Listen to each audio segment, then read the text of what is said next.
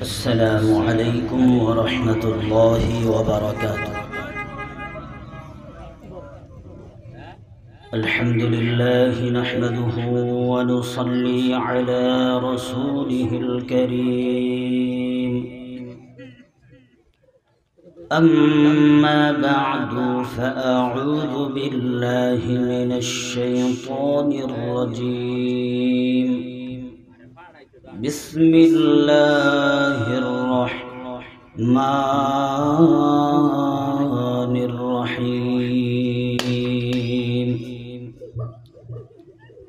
يوم يكشف عن ساق ويدعون إلى السجود فلا يستطيعون خاشعة أبصارهم ترهقهم ذلة وقد كانوا يدعون إلى السجود وهم سالمون.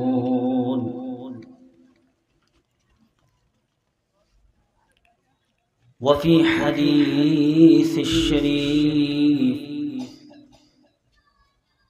كان رسول الله صلى الله عليه وسلم إذا حزبه أمر فزع إلى الصلاة أو كما قال النبي عليه الصلاة والسلام.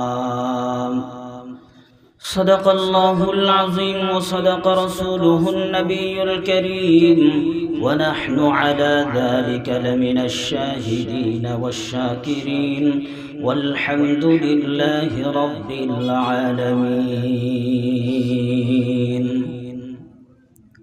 الحمد لله. আমরা সর্বপ্রথম মহান আল্লাহ তাআলার দরবারে শুকরিয়া আদায় করি, যে মহান রব্বুল আলামিন আমাকে আপনাকে সুস্থ সবল রেখে অনেক দামি এবং গুরুত্বপূর্ণ একটি মজলিস জান্নাতের বাগানে আসার বসার তৌফিক দিয়েছেন, কোরআন ও সুন্নাহর কিছু আলোচনা করার ও শোনার তৌফিক দিয়েছেন। এজন্য দিল থেকে শুকরিয়া আদায় করে সকলে একবার বলি আলহামদুলিল্লাহ। আমাদের হায়াতের মালিক কে? সবাই জবান খুলে বলবেন। আমাদের মৌতের মালিক কে? আমাদের রিজিকের মালিক কে? আমাদের কল্যাণের মালিক কে? আমাদের অকল্যাণের মালিক কে? আল্লাহ। এজন্য আল্লাহর দরবারে সদা সর্বদা শুকরিয়া আদায় করা। আমি আপনাদের সামনে এই মজলিসে কোরআনুল কারীম থেকে একটা আয়াতে কারীমা তেলাওয়াত করেছি, নামাজের শাস্তি সম্পৃক্ত, আর নবীজির একটা অভ্যাস সংক্রান্ত একটা হাদিস তেলাওয়াত করেছি। এই দুইটা বিষয় নিয়ে আলোচনা করব ইনশাআল্লাহ। তবে তার আগে এই মজলিসে আমরা বসছি, বসার পরে সুবহানাল্লাহ, আলহামদুলিল্লাহ, লা ইলাহা ইল্লাল্লাহ, আল্লাহু আকবার এই জাতীয় বাক্য আমরা বলি কি বলি না? চলুন এই বিষয়ে একটা হাদিস আপনাদেরকে শোনাই। নবীজির একজন ফুফুর নাম হলো উম্মে হানি রাদিয়াল্লাহু তাআলা। নাম কি? উম্মে হানি। নবীজির ফুফু উম্মে হানি বিনতে আবদুল মুত্তালিব রাদিয়াল্লাহু তাআলা আনহা বলেন, মাররান নবী সাল্লাল্লাহু আলাইহি ওয়াসাল্লাম বি, নবীজি একদিন আমার পাশ দিয়ে অতিক্রম করতেছিলেন। নবীজিকে দেখার পরে আমি বলতেছি, ইন্নী কাবিরতু ওয়া দাউফতু, ওগো নবীজি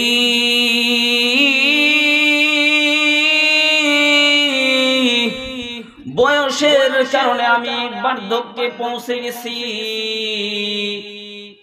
এখন মন চাইলেই লম্বা সময় ধরে দাঁড়িয়ে দাঁড়িয়ে নামাজ পড়তে পারি না, চাইলেই দিনের পর দিন রোজা রাখতে পারি না। ওগো নবীজি আমাকে এমন কিছু সহজ আমল শিখিয়ে দিন, যে আমলগুলো আমি উম্মে হানি বসে বসে করতে পারি। আল্লাহু আকবার। কি বলেন, এমন একটা সময় সবার জীবনে আসে কি আসে না ভাই? উম্মে হানি রাদিয়াল্লাহু তাআলা আনহা নবীজির কাছে চাইলেন এমন একটা আমল, যে আমলটা তিনি বসে বসে আদায় করতে পারে। এবার নবীজি জবাবে বলতেছে, আপনি দৈনিক 100 বার বলবেন সুবহানাল্লাহ। কি বলবেন? সবাই বলেন সুবহানাল্লাহ,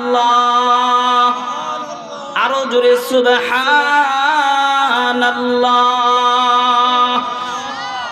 নবীজি বলতেছেন, ও আমার ফুফু, আপনি যদি দৈনিক 100 বার সুবহানাল্লাহ পড়েন, তাহলে আপনার আমলনামায় 100 বনি ইসমাঈলের গোলাম আযাদ করলে যেই পরিমাণ সওয়াব হয়, 100 বার সুবহানাল্লাহ তেলাওয়াত করলে, পাঠ করলে, মহান রব্বুল আলামিন আপনার আমলনামায় সেই সওয়াব দান করবে। নবীজি তার ফুফুকে আরো শিখাইতেছে, আপনি আবার 100 বার বলবেন আলহামদুলিল্লাহ। সবাই বলেন আরো জোরে আলহামদুলিল্লাহ, আলহামদুলিল্লাহ, আলহামদুলিল্লাহ। নবীজি তার ফুফুকে ডেকে ডেকে বলতেছে, ও আমার ফুফু, আপনি যদি 100 বার আলহামদুলিল্লাহ বলেন, তবে আপনার আমলনামায় 100 উট আল্লাহর রাস্তায় জিহাদের ময়দানে তার যুদ্ধের সরঞ্জাম সহ দান করলে যেই পরিমাণ সওয়াব হয়, সেই পরিমাণ সওয়াব আপনার আমলনামায় দান করবে। আল্লাহর রাসূল তার ফুফিকে আরো শোনাইতেছে, ও আমার ফুফি,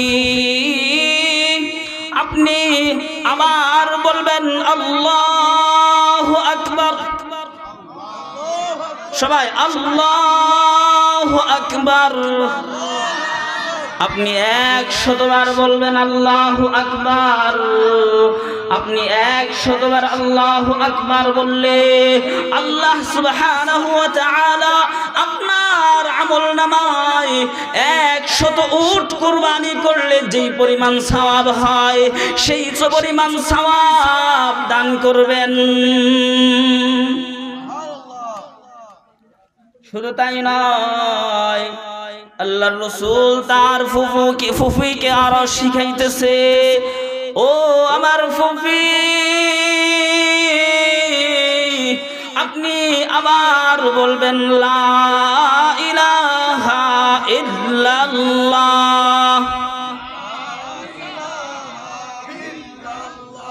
লা ইলাহা ইল্লাল্লাহ, লা ইলাহা ইল্লাল্লাহ।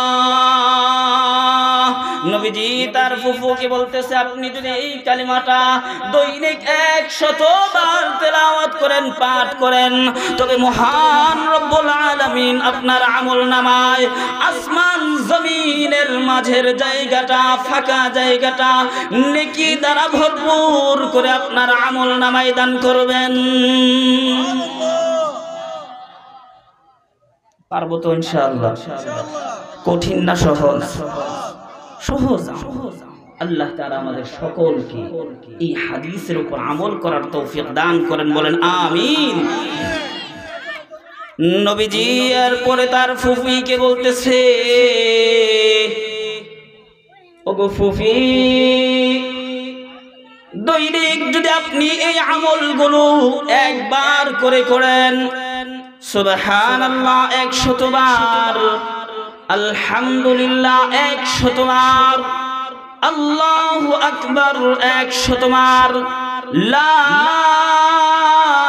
ইলাহা ইল্লাল্লাহ 100 বার, তবে ওই দিন আপনার চেয়ে বেশি নেকির মালিক দ্বিতীয় আর কেউ হবে না। তবে একমাত্র ওই ব্যক্তিটাই হবে আপনার চেয়ে বেশি সওয়াবের মালিক, যেই মানুষটা এই তাসবিহগুলো আপনার মতো পড়বে বা আপনার চেয়ে আরো বেশি পড়বে। সুবহানাল্লাহ। আমলগুলো সহজ, কিন্তু আমাদের আমলের প্রতি আগ্রহ কম, নেশা কম। সাহাবায়ে কেরাম তো এমন ছিলেন, আমল যদি পাইতেন তাহলে আর ছাড়তেন না। যে আমলটা আল্লাহর রাসূলের কাছ থেকে শুনতেন, সাথে সাথে সেই আমল তারা করে দেখাইতেন। সুবহানাল্লাহ। এই জন্যই আল্লাহ তাআলা বলতেছেন রাদিয়াল্লাহু আনহুম ওয়া রাদু আনহু, রব সাহাবীদের উপর রাজি আর খুশি হয়ে গেছে, সাহাবীরাও আল্লাহ তাআলার মতো রব পেয়ে রাজি আর খুশি হয়ে গেছে। সুবহানাল্লাহ। যাই হোক, চলুন আমি আপনাদের সামনে যে আয়াতে কারিমা তেলাওয়াত করেছি সেই আয়াত থেকে আলোচনা শুরু করতেছি। আমার তেলাওয়াতকৃত আয়াতের মধ্যে মহান রব্বুল আলামিন ইরশাদ করতেছেন, ইয়াউমা ইউকশাফু আন সাক। হে নবী, আপনি স্মরণ করুন ওই দিনের কথা যেদিন মহান আল্লাহ তার নূরের তাজাল্লির সাক প্রকাশ করবে, ওয়ায়ুদআউনা ইলাস সুজুদ, আর তার বান্দাদেরকে সিজদার জন্য আহ্বান করবে। ওরে আমার বান্দা,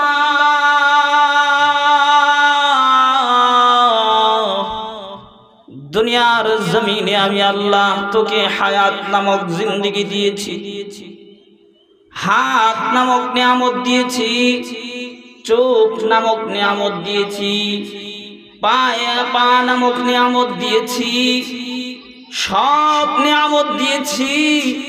আর তোকে হুকুম করেছিলাম আকিমুস সালাহ,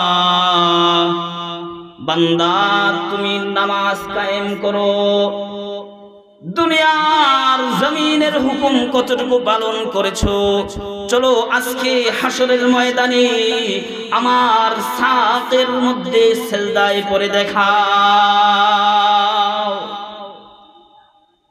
হাসরের ময়দানে আল্লাহ তাআলা কি চাইবেন বান্দার কাছে? সিজদা করে দেখাও। কি চাইবেন ভাই? একটা সিজদা করে আমাকে দেখাও।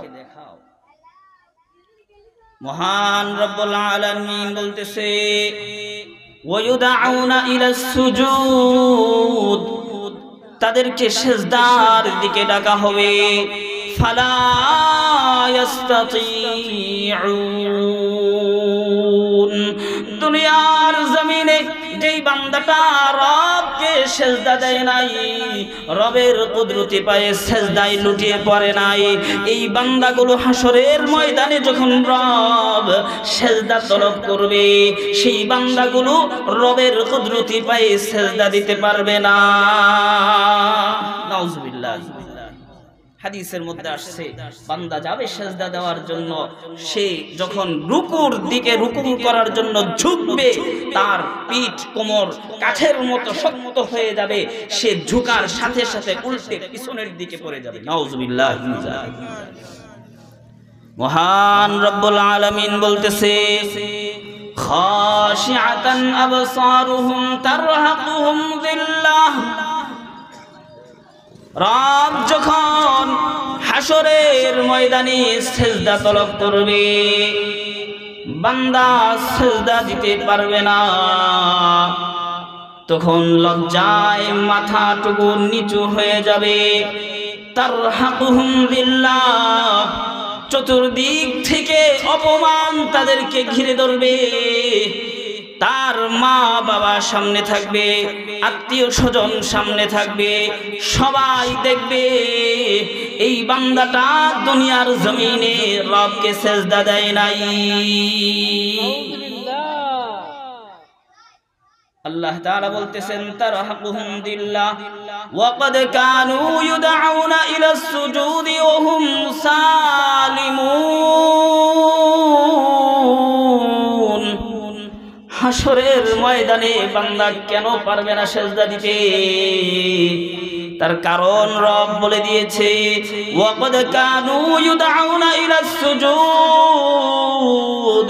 দুনিয়ার জমিনে তাকে বারবার সেজদা দেওয়ার জন্য আহ্বান করা হতো। মুয়াজ্জিন দৈনিক 5 বার ডাকে কি ডাকে না?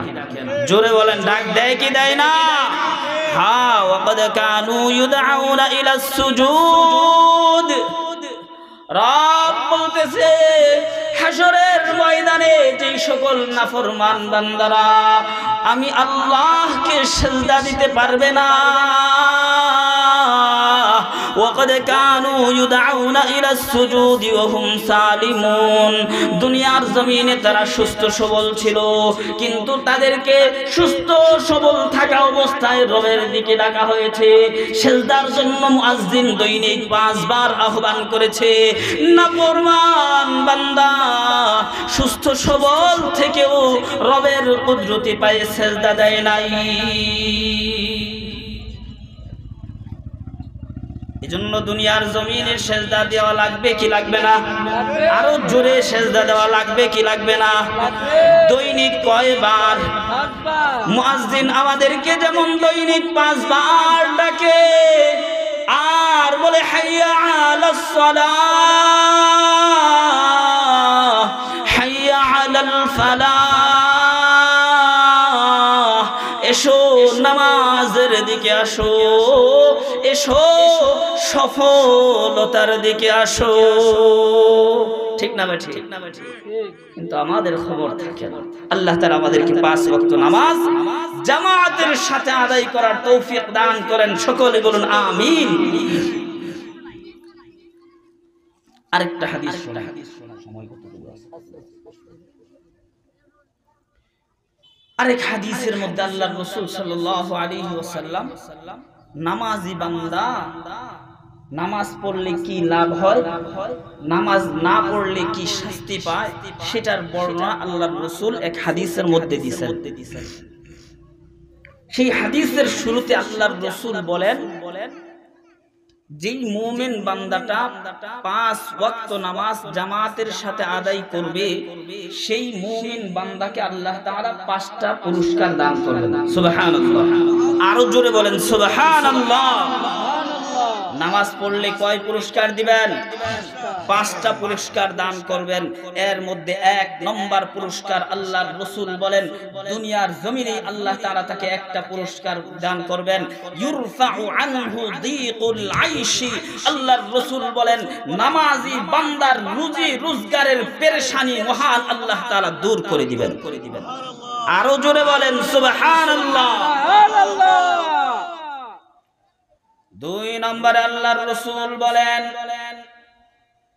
নামাজি বান্দার 2 নম্বর পুরস্কার হলো ইউরফাউ আনহু আযাবুল কবর। নামাজি বান্দার কবরের আযাব মহান রব্বুল আলামিন দূর করে দিবে। 3 নম্বর পুরস্কার আল্লাহর রাসূল বলেন, ওয়ায়ামুরু আলাস সিরাতি কাল বারকি। ফুলসিরাতের পথ, ফুলসিরাতের পুল আল্লাহ সুবহানাহু ওয়া তাআলা বিজলির আকারে পার করিয়ে দিবেন।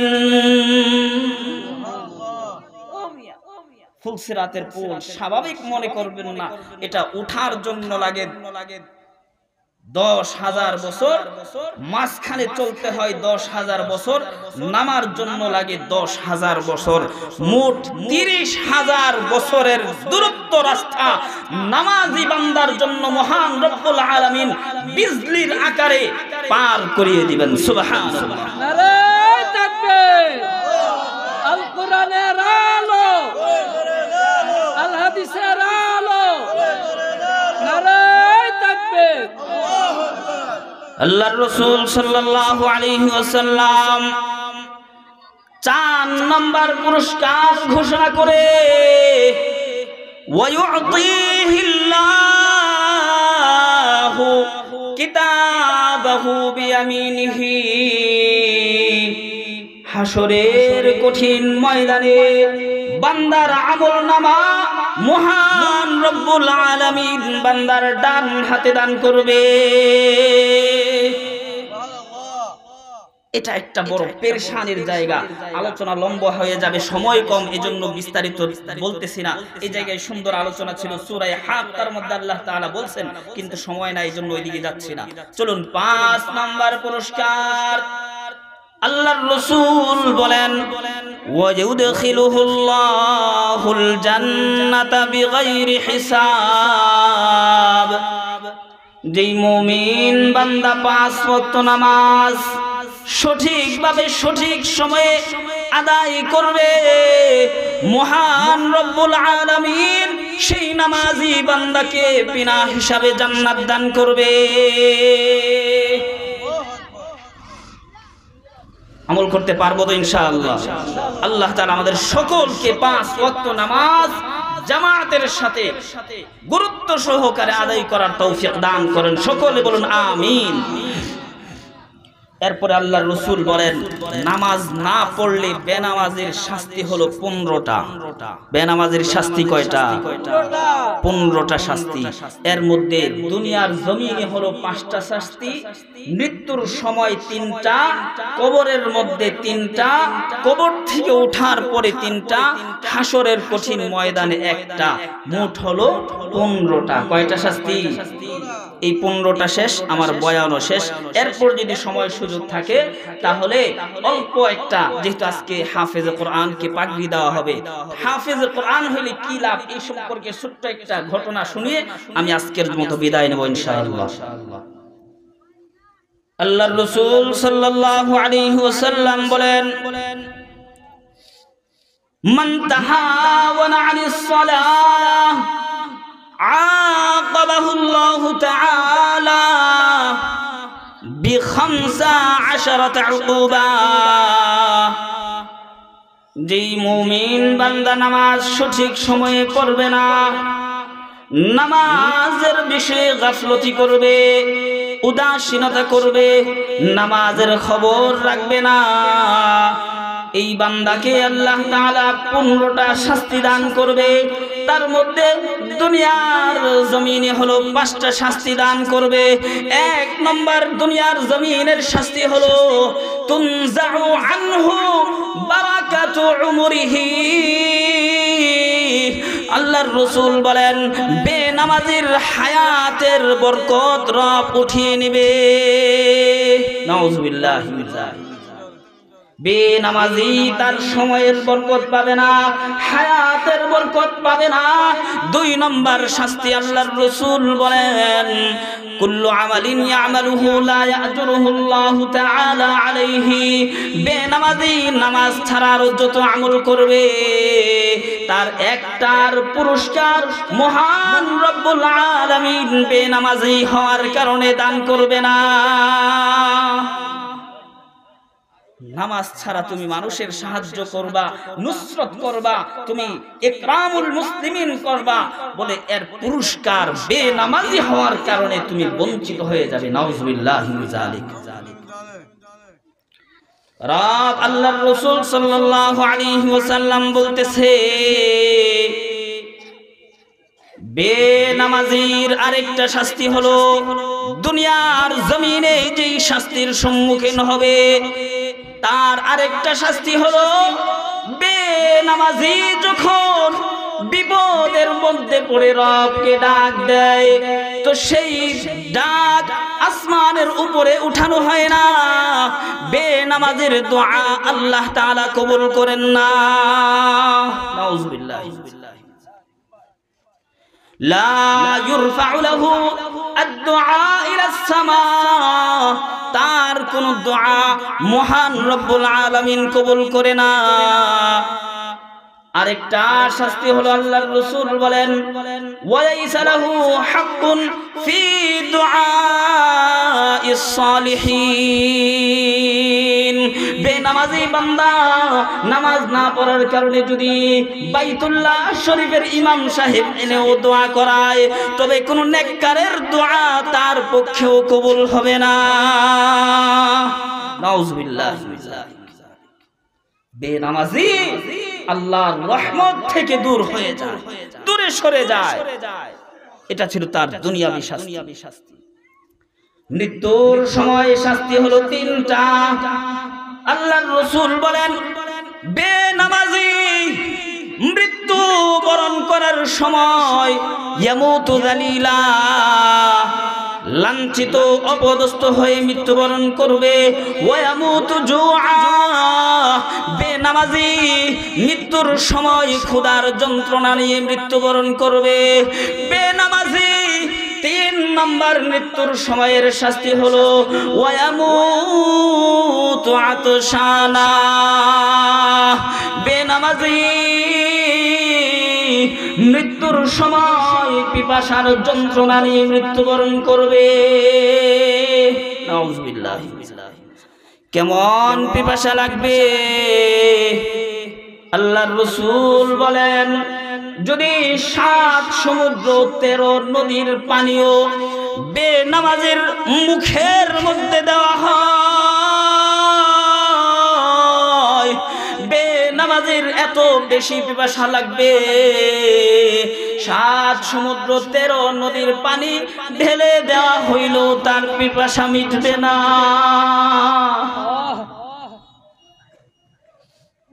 ও বেনামাজি আর কত কাটাইবা নামাজ ছাড়া জীবন? মৃত্যুর সময় তোমার তো বলার ক্ষমতাও থাকবে না, তখন তোমার অবস্থা এমন হয়ে যাবে পিপাসায় কাতরাবে। 7 সমুদ্র 13 নদী, সারা বিশ্বের সমস্ত নদী আর সমুদ্রের পানিও যদি তোমার মুখে ঢেলে দেওয়া হয়, আল্লাহর রাসূল বলেন বেনামাজের তৃষ্ণা মিটবে না।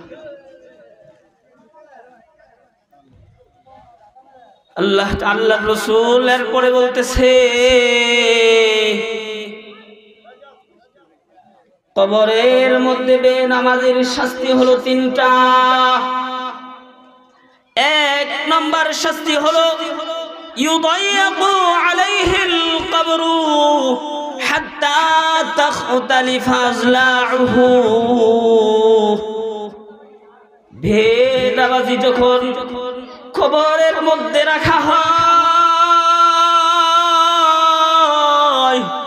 বেনামাজির কবরটা সংকীর্ণ করে দেওয়া হয়। আল্লাহর রাসূল বলেন বেনামাজির কবরকে এত সংকীর্ণ করে দেওয়া হয় হাত্তা তাখতালিফা আযলাউহু, বেনামাজির পাজরের হাড়গুলো এক পাশের হাড় আরেক পাশে ঢুকে যায়। ও বেনামাজি ভাই, আর কত নামাজ ছাড়া কাটাইবা?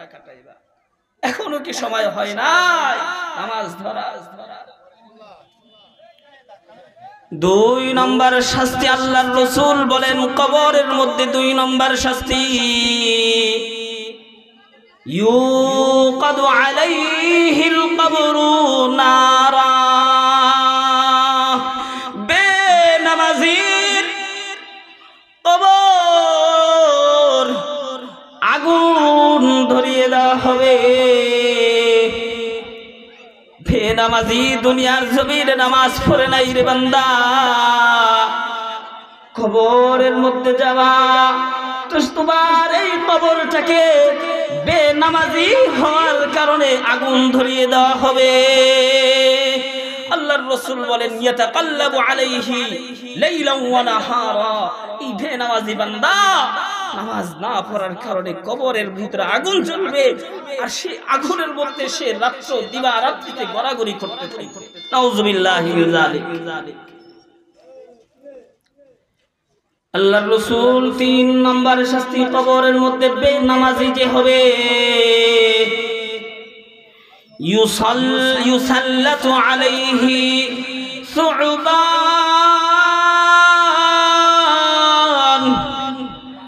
আল্লাহর রাসূল বলেন বেনামাজের কবরের মধ্যে বিষাক্ত এক সাপ নিযুক্ত করে দেওয়া হবে, যার চোখগুলো হবে আগুনের মতো লাল, দাঁতগুলো হবে ধারালো সুচালু। এই সাপ বেনামাজির গলায় পেঁচ দিয়ে ধরবে আর বলবে, মহান রব্বুল আলামিন আমাকে তোর উপর নিযুক্ত করেছে, ফজরের নামাজ না পড়ার কারণে যেন যোহর পর্যন্ত তোকে ধ্বংসন করতে থাকি, যোহরের নামাজ না পড়ার কারণে যেন তোকে আমি আসর পর্যন্ত ধ্বংসন করতে থাকি,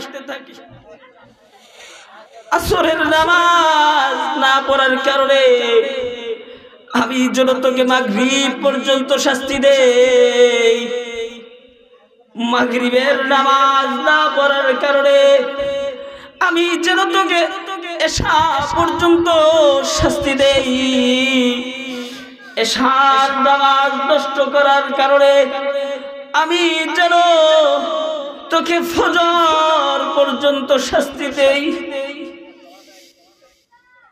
বেনামাজের কবরে সেই সাপ আল্লাহ তাআলা নিযুক্ত করে দিবে।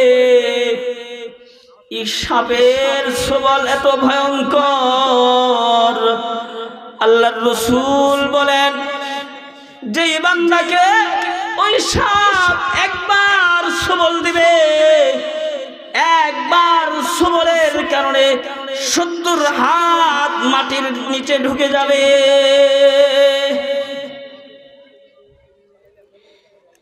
এইভাবে বেনামাজের কবরের মধ্যে কিয়ামত পর্যন্ত শাস্তি চলতে থাকবে। ও বেনামাজের বাবা, এখনো কি সময় হয় না? এখনো কি সংশোধন হওয়ার সময় আসে না? আলাম ইয়ানি লিল্লাযিনা আমানু আন তাখশা কুলুবুহুম লিযিকরিল্লাহ।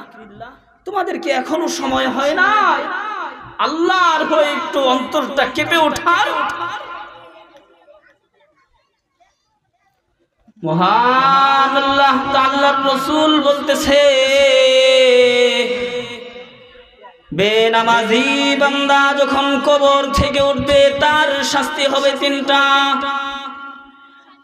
1 নম্বর শাস্তি হলো বান্দা কবর থেকে ওঠার পরে আল্লাহ তাআলা তার বেনামাজির আমলের হিসাব বড় কঠিন করে নেবে। নাউযুবিল্লাহ। আম্মা জান আয়েশা রাদিয়াল্লাহু তাআলা আনহা নবীজিকে বলতে শুনছেন, আল্লাহুম্মা হাসিবনি হিসাবান ইয়াসীরা, ওগো আল্লাহ আমার হিসাবটা একটু সহজ করে নাও। আম্মা জান আয়েশা রাদিয়াল্লাহু তাআলা আনহা নবীজিকে প্রশ্ন করলেন, ওগো নবীজি হিসাব সহজ করে নেওয়ার অর্থ কি? নবীজি বললেন, ও আয়েশা, হাসরের ময়দানে হিসাব সহজ করে নেওয়ার অর্থ হলো বান্দার আমলনামা আল্লাহ তাআলা এইভাবে দেখবেন আর বলবেন, বান্দা যা, তোর জীবনের সমস্ত গুনাহ আমি মাফ করে দিলাম, তুই জান্নাতে চলে যা। সুবহানাল্লাহ। এরপরে আল্লাহর রাসূল বলে, ও আয়েশা, হাসরের ময়দানে মান্নুকিশা ফাকাদ হালাক, যেই বান্দার আমলের হিসাব কঠিন করে নেওয়া হবে, ছোট্ট থেকে ছোট্ট আমলের বিষয়ে যদি প্রশ্ন করা হয়, জেরা করা হয় আর বলা হয়, ওরে বান্দা দুনিয়ার জমিনে তুই এই আমলটা করলি না কেন? একবার যদি প্রশ্ন করা হয়, মান্নুকিশা ফাকাদ হালাক, সেই মানুষটাই ধ্বংস হয়ে যাবে, জাহান্নামী হয়ে যাবে। নাউযুবিল্লাহ। আল্লাহর রাসূল বলেন, বেনামাজি হাসরের ময়দানে কবর থেকে উঠবা, তোমার হিসাব রব কঠিন করে নিবে, সহজ ভাবে নিবে না। কবর থেকে ওঠার পরে 2 নম্বর শাস্তি, আল্লাহ তাআলা ওই বান্দার উপর গুসা করে থাকবে, ওই বান্দার উপর রাগ করে থাকবে। 3 নম্বর শাস্তি হলো ওই বান্দাকে আল্লাহ তাআলা হিসাব কিতাব ছাড়াই ডাইরেক্ট জাহান্নামে দিয়ে দিবে। নাউজুবিল্লাহ। এই নামাজি ও বাবারা, এখনো সময় আছে, একটু সংশোধন হয়ে যান, তাওবা করেন। তাওবার দরজা তো মওত পর্যন্ত খোলা আছে। নামাজ ধরেন। হাসরের ময়দানে একটা শাস্তি হলো,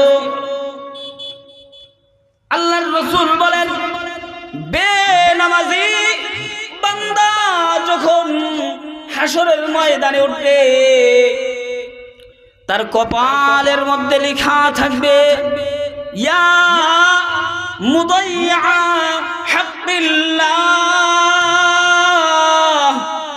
কামা দাইয়াতা আনতা হাক্কাল্লাহি ফিদ দুনিয়া আল-ইয়াওম আনতা আয়ুসুন মিন রাহমাতিল্লাহ।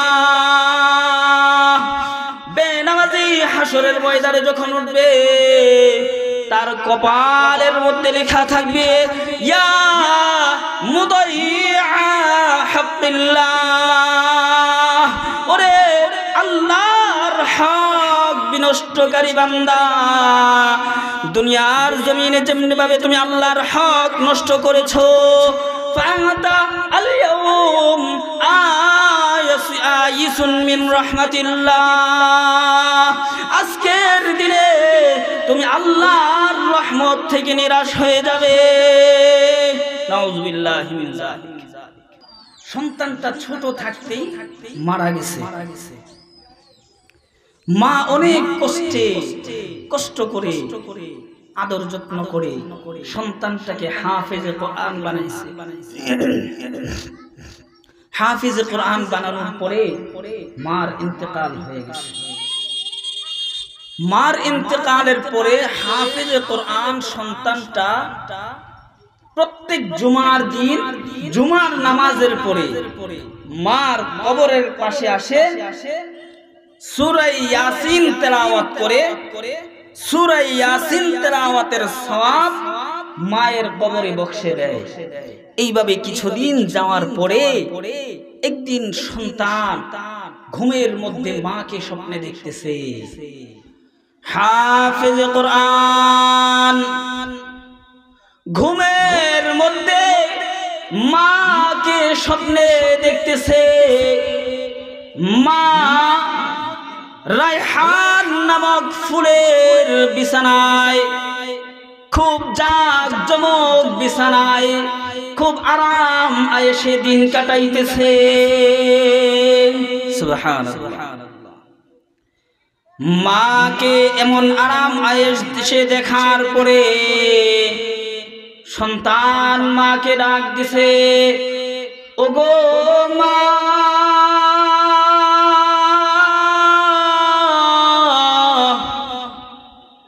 দুনিয়ার জমিনে আমি একমাত্র তোমার সন্তান জীবিত আছি, তোমার অবস্থা কি আমাকে একটু বর্ণনা করে শোনাও।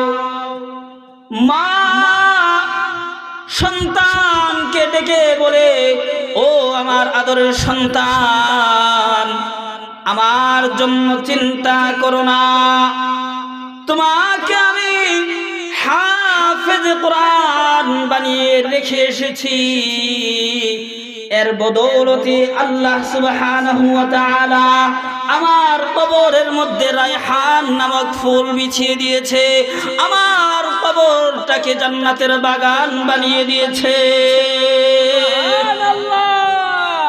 ও আমার আদরের সন্তান, তোমার এই কোরআন তেলাওয়াতের বরকত। মহান রব্বুল আলামিন শুধু আমাকেই শান্তিতে রাখে নাই, বরং গোটা গুরুস্থানে যত কবর আছে সব কবরবাসীকে আল্লাহ তাআলা খুশি আর আনন্দে রাখছে। সন্তান মাকে ডাক দিছে, ও মা, এখন আমাকে বলো, দুনিয়ার জমিনে থেকে আমি তোমার জন্য কোনো আমল করতে পারি কিনা? মা বলতেছে, ও আমার হাফিজে কোরআন সন্তান, নতুন করে কোনো আমল করার প্রয়োজন নাই, বরং প্রত্যেক দিন জুমার নামাজের পরে যে আমার কবরের পাশে আসো, সূরা ইয়াসিন তিলাওয়াত করো। ও আমার আদরের সন্তান, আমি মায়ের ওসিয়ত হইল এই জিয়ারত আর তেলাওয়াত তুমি কোনোদিন ছেড়ো না। সুবহানাল্লাহ। ও আমার আদরের সন্তান, তোমার অপেক্ষায় তুমি প্রত্যেক জুমার দিনে জুমার নামাজের পরে এই গুরুস্থানে আসো, এটার জন্য আমি যেমন খুশি, গোটা কবরবাসী প্রত্যেক জুমার দিন শেষে আরেক জুমার দিন আসার জন্য অপেক্ষায় থাকে। কবে আসবে জুমার দিন, আর কবে তুমি আমার কবরের পাশে আসবা, আর কখন তুমি সূরা ইয়াসিন তেলাওয়াত করে তার সওয়াবটুকু আমাদের জন্য বকশে দিবা। এই জন্য আমি নয়, শুধু গোটা কবরবাসী তোমার অপেক্ষা করতে থাকে। সুবহানাল্লাহ। এই জন্য হাফেজ কোরআন হইলে লাভ না ক্ষতি। সবাই বলেন লাভ না ক্ষতি। এই লাভ আমরা চাই কি চাই না? যদি চাই তাহলে আমার সন্তানকে, না পারলে আমার নাতি নায়রাতকুর যারা আছে এদের কোনো একজনকে মাদ্রাসায় পড়াবো। রাজি আছেন তো ইনশাআল্লাহ? সবাই একটু হাত উঠায়া দেন, আল্লাহকে দেখায়া দেন।